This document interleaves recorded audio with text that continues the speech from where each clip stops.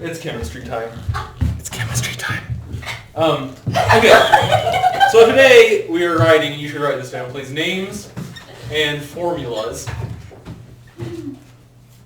of ionic compounds. We're going to divide this lesson into 3 things, each of which is going to have how to write the names for this thing and then how to write the formulas for it. So when we're talking about, just as an example to begin with, because sometimes I leave this out, when we're talking about names and formulas, it's something like this. The name of a substance might be aluminum. I wrote aluminium, which is how the British people say it. Aluminium oxide, that would be its name, and then its formula is Al2O3, right? So name and formula. I'm going to put picture in picture on. Oop, okay. Name and formula. So for each of these, as I said, 3 different categories, we're going to be writing the names and the formulas. And these are all ionic compounds. Even though we have them in 3 separate categories, we're going to do binary ionic compounds, ionic compounds with a polyatomic ion. I was trying to think of a clever way to say that, but I don't know if there is one. So ionic compounds with polyatomic ion, and then transition metal ionic compounds. Those are the 3 categories. For each of them, we're going to be doing names and formulas. So the first and easiest is binary. Binary ionic compounds. What's the word binary mean? Combining. It's related to the word for combine, but that's not it. Binding. Also related. Binary. It means 2. Two. So there's going to be 2 things. 2 ions. Yeah, that's not. I spelled binary wrong. Yeah. Oops. There we go. Binary. Binary means there are 2. A binary star system has 2 stars, right? We're talking about binary ionic compounds, which just means it's going to have 2 ions. 2 kinds of ions. A person can have their gender be non-binary, right? Binary genders are male and female. If someone's non-binary, they're somewhere in between them, right? That's another example of binary. Binary meaning 2. This means there's 2 kinds of ions. So for example, our aluminum oxide was binary. There's only aluminum and oxygen, right? Even though it was Al2O3, doesn't matter how many of each there are, there's just 2 different kinds. So when there's 2 kinds, naming is super easy. If you're given a formula and you have to name it, this is a really easy one. Here's a formula. If you have to name it, all you do is name of the cation. What's the name of this cation? Sodium. Sodium. And then it's the name of the anion, but you change the ending to "ide." So what's this element? Chloride. What was the element? Chlorine. Chlorine, we change the ending to "ide." So sodium chloride. Have you heard of sodium chloride? Yeah, you have. You ate it today. You say state. So to name it, we write the name of the cation, and then the name of the anion with the ending changed to "ide." Let's try this one. We just did this one for the bell work. Lithium, right, lithium oxide. You can see the rules about which part of it changes to "ide" kind of varies. You just get used to them. Sulfur turns to sulfide, chlorine turns to chloride, oxygen turns to oxide. You'll just get used to those as you name them more. And then to write the formulas, let me see how to phrase this. If we have something like lithium, we'll just use lithium again, fluoride now. Be careful with your spelling of fluoride because it is UO, not OU. Everyone try to spell FLOU. FLUO, fluoride. Anyway, so what we have to do, it's a little bit more complicated. We write the symbol for the cation, we write the symbol for the anion, and then you can write these as like little bookkeeping tools, but basically this is how we write it.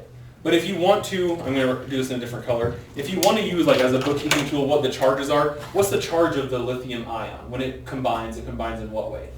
+1. And the fluoride ion?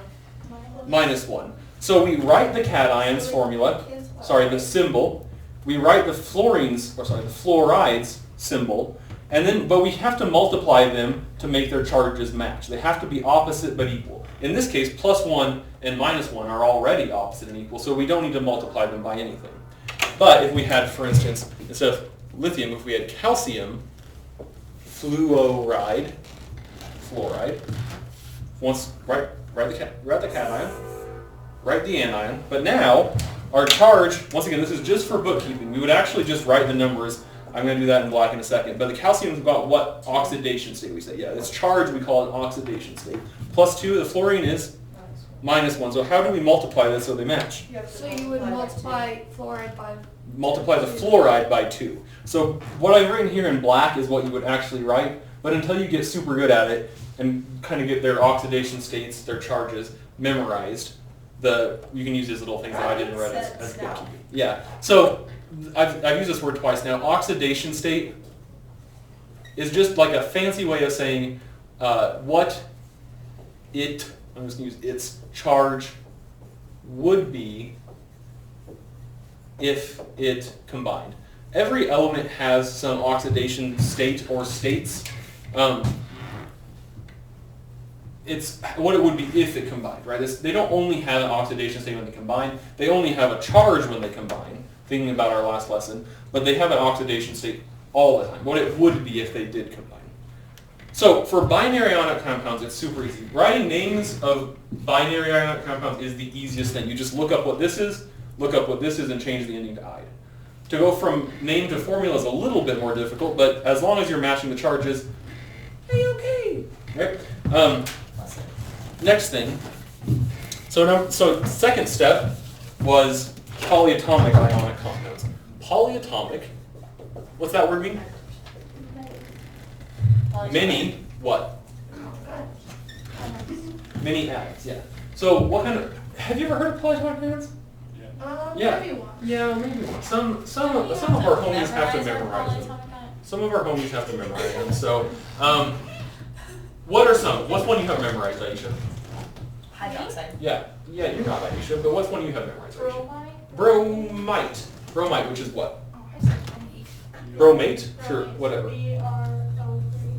And it has a charge of? -1. And now for these, we don't write the charges with them. You can still use it. It's the same way we just did our little bookkeeping thing. Can you ask us all?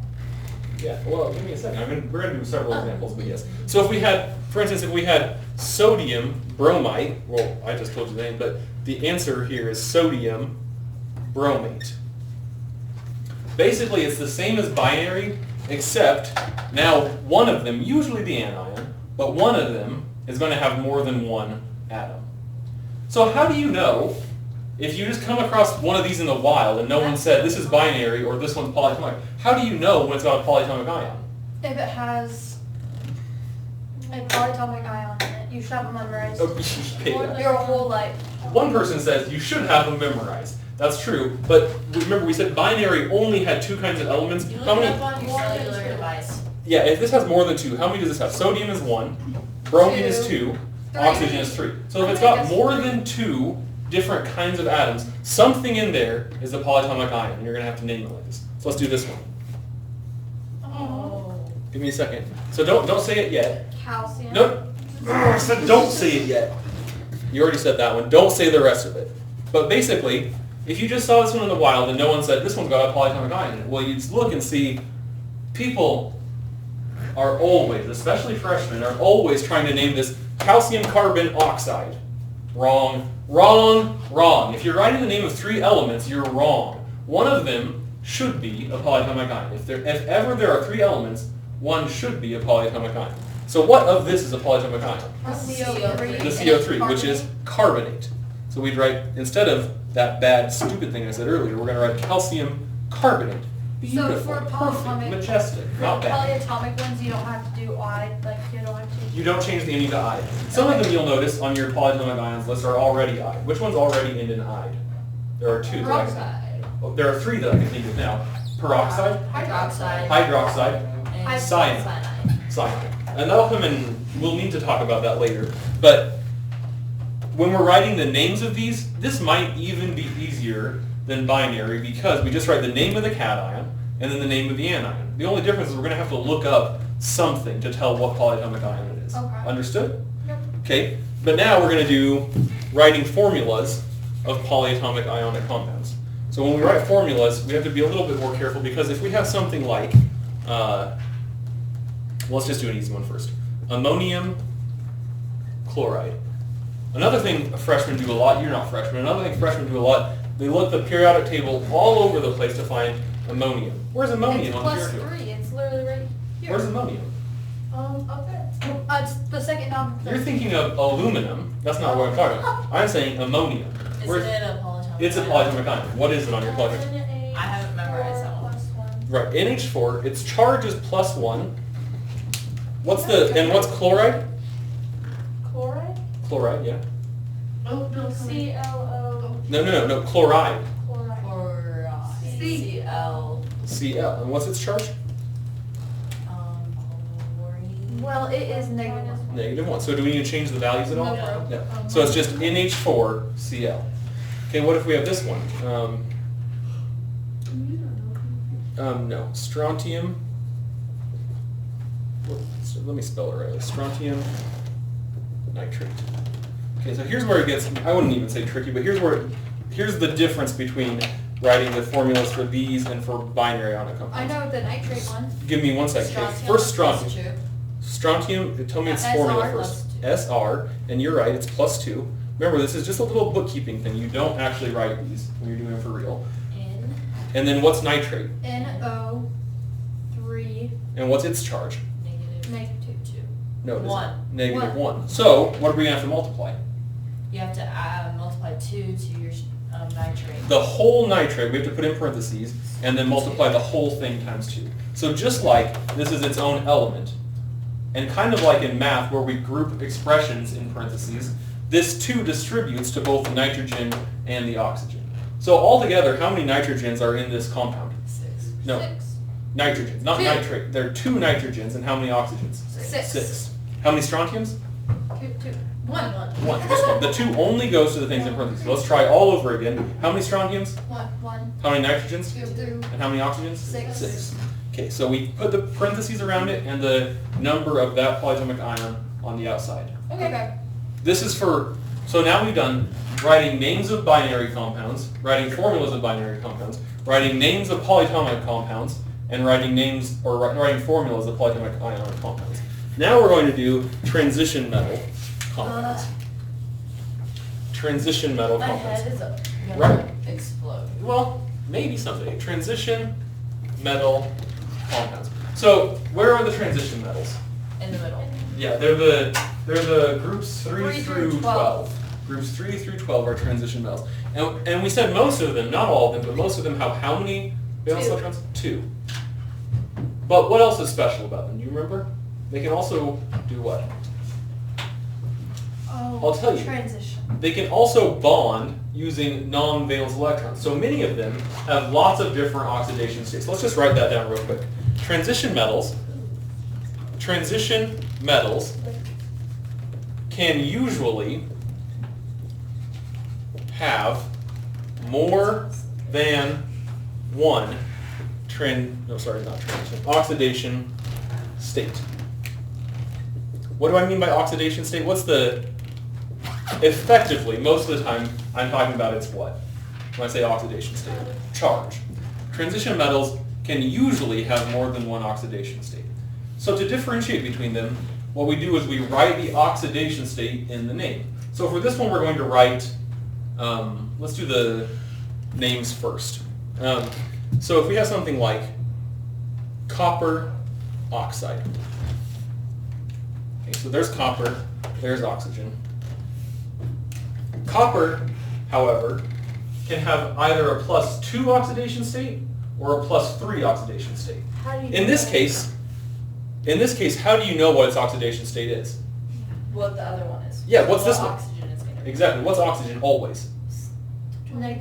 -2. So what must the copper be here? +2. +2. So we know that, right? How did we figure that out? Well, the same, kind of the reverse way we figured it out before.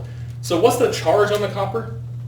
2. +2. So we write copper, when we're writing its name, we write copper, in parentheses, the Roman numeral 2, and then oxide. Why do I remember doing this? Because we did it before. But now I'm going to ask you this, and you're going to tell me the answer. What goes in the parentheses? What? The charge. More specifically, oxidation state. I'm going to ask you one more time, because everyone in this room, other than me, is going to mess this up at least one more time. What goes in the parentheses? Oxidation state. It's very, very, very tempting, especially for freshmen, to put whatever the amount is. Like if this instead said, if this was this, which is another compound of copper, everyone, especially freshmen, wants to write copper 3 oxide, but that's actually what it is right now. But it's not because this little number is here. Oh. We write its charge here, and this should really be, I'm sorry, this should be, there we go, this is more right, there we go. So once again, what's the charge on the oxygen? Let's do this one. Oxygen? Yeah, we always start with the anion of these. -2, what's its total charge here? 6. -6. So if this is 2, what must its total charge be? 6. Yeah, it must be +6, so if this is 2, what's each one's charge? 3. +3. So what do we write as its name? C. No, well, it's Copper. copper. What goes in the parentheses? 3. 3 oxide. That one was hard. Plus, We're where'd gonna, you get 6? You have to add. it has to be the same as what's on this one. And to find this one, we multiplied oxygen's oxidation state is always -2 times how many there are. And then they have to What match. about +3? Because there are 2 coppers. But why would there be 3 if there's only 2 coppers? Because this is the charge. So So- you'll have to go with the anion first. So your oxygen is always -2, is what its charge is. Right. And you multiply that to 3, and that's how you got 6 to figure out the charge of your copper. Right, and so that these two have to match. The +6 and the -6 have to match. That's what we do next. And since there are 2 coppers, and their total charge is +6, each one has a charge of +3. And it's just the reverse. In fact, it's a lot easier. I'm going to erase this because I'm going to leave that up there for you guys to write. But it's much easier to go the other way, actually. So if we write here, iron 2, Sulfide. well, I was going to say oxide, but sulfide would work exactly the same way. What does the 2 mean? Means the charge. The charge is 2. oxidation. So what do I write first to find its formula? Iron would be What's iron? Fe. Fe, which has a charge we know of what? 2. Has to be +2 because it just told us. And then oxide means Oxygen is -2. O, and it's -2. So do I need to change either of those? No. Nope, so that's just the answer. FeO is the answer. So once again, binary ionic, fairly easy and straightforward. Polyatomic, just think to yourself, there's more than 3 atoms there. One of them must be a polyatomic ion. And then for these, if you remember that the oxidation state goes into parentheses, you'll be fine. Remind me real quick before we end, what are the Roman numerals in order? What's 1? I. What's 2? I. What's 3? 4? IV. IV. 5? V. What's the highest these can possibly go, do you think? Well, I don't mean Roman numerals. What's the highest we're ever going to need for this? 8. 8 is the max it could possibly be. So V, what comes after V? VI, then? Oh, sorry, that should be VI. VII, then what? And then VIII. And then? That's it. That's all we need. That's Right? way 8. That's wait. That's all we need. Some of them, you should be able to tell what the oxidation state is by looking at it, right? Either in the name or the formula. But some of them you kind of just happen to memorize. Like I knew that copper could be 2 or 3. Lead can be 2 or 4. That may be wrong. I don't know because you don't really have to have those memorized. Okay. I know something like osmium can sometimes be +8. Vanadium can sometimes be +8. It's rare, but those things can happen. Anyway, do you have questions about this? No. Bye. Oh, I wish